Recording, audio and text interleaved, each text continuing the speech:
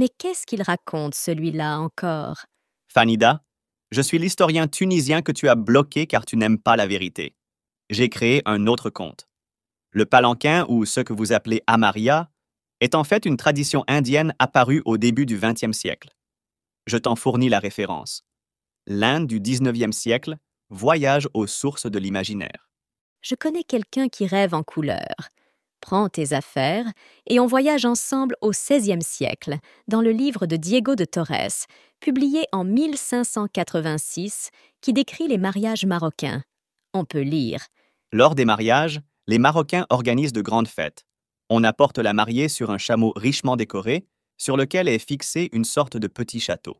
Répète, mon cher, répète. Lors des mariages, les Marocains organisent de grandes fêtes.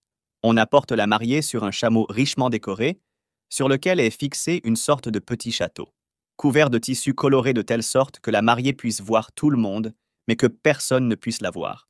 Elle est accompagnée de nombreux cavaliers et de nombreuses chanteuses, et ainsi elle traverse toute la ville, puis retourne chez son père, et de là chez son mari, où se rassemblent de nombreuses personnes pour manger, danser et chanter. Cette même tradition avait déjà été évoquée dans le livre de Léon l'Africain, publié en 1550. Mais pourquoi vous vous acharnez à chercher des origines douteuses pour les traditions marocaines? Cela donne l'impression qu'être historien est devenu un métier où l'on peut inventer tout et n'importe quoi, à n'importe quel moment. Allez, pas de temps à perdre, je te rebloque. Ne t'énerve pas, ma chère Fanida.